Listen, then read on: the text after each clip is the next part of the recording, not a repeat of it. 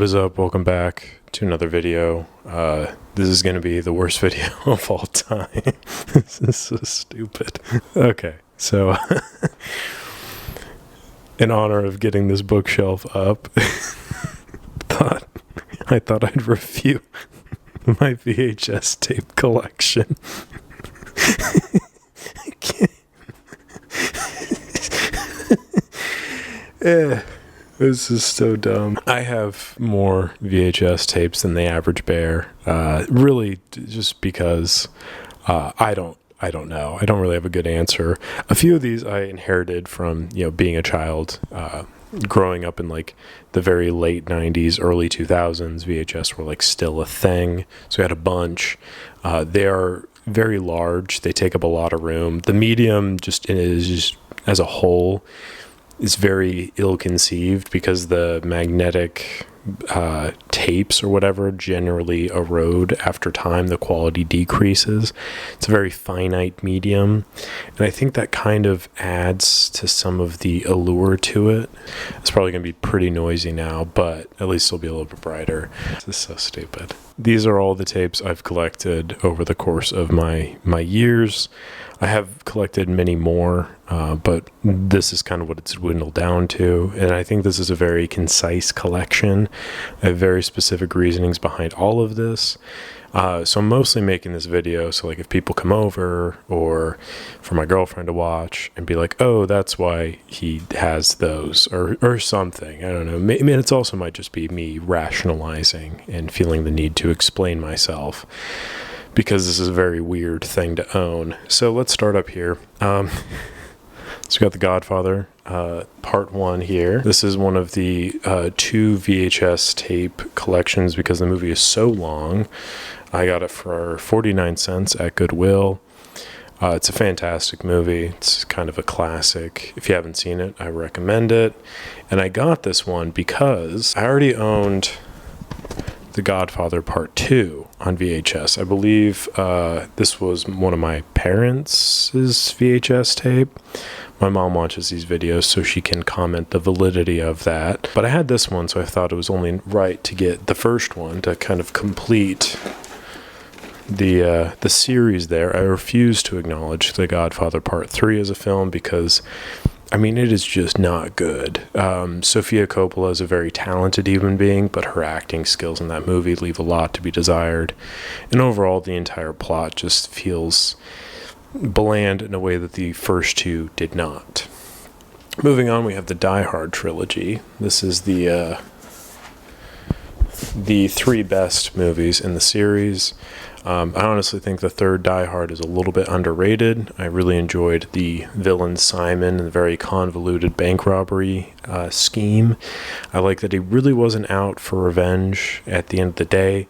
It was all about money, much like his brother, Hans.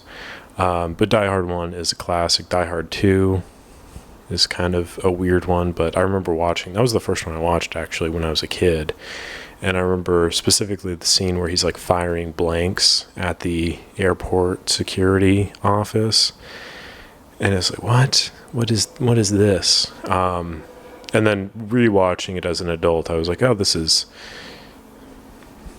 fine. But Die Hard 3 with a Vengeance is fantastic. Next up, we have one of my favorite guilty pleasure movies. That is, of course, Tango and Cash.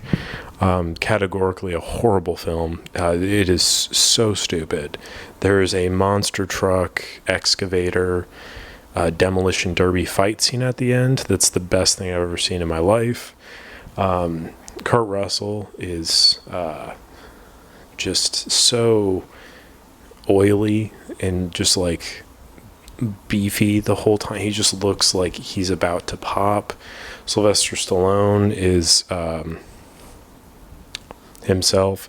It's the best. It's the greatest thing ever. There's so much about this film that makes me just want to rewatch it again because it's just guilty pleasure fun. Next up, we have a very artsy movie by Gus Van Sant. It was actually, a lot of it was filmed in Portland, so It's kind of fitting, but it's My Own Private Idaho. This is one of River Phoenix's last roles before he just kind of died. Keanu Reeves.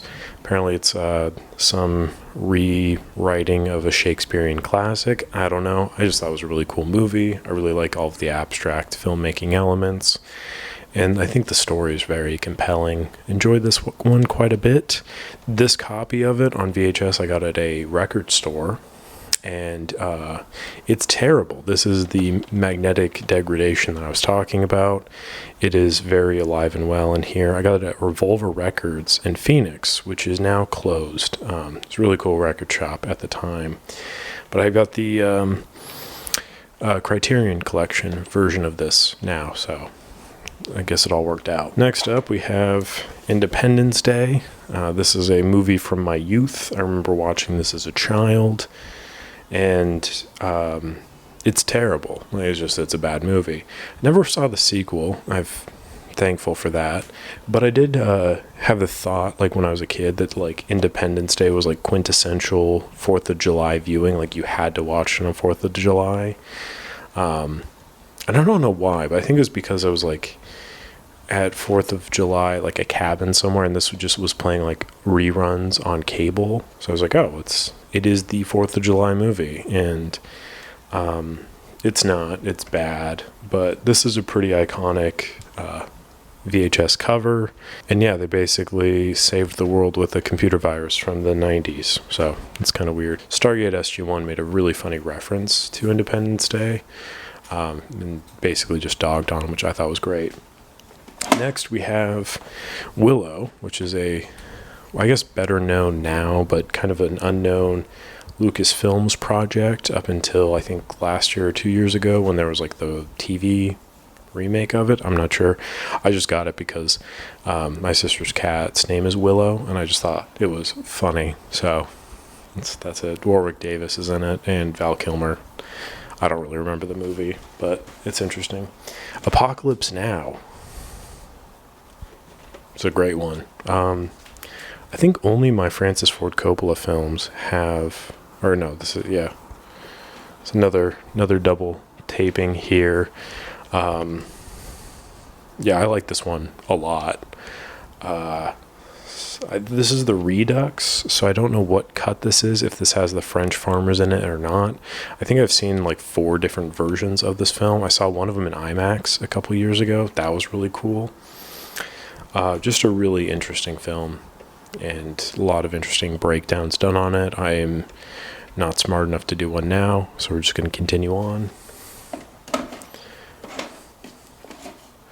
The Land Before Time, classic dinosaur movie from my childhood. I think this is one I've had since I was a kid. I'm reviewing my VHS collection.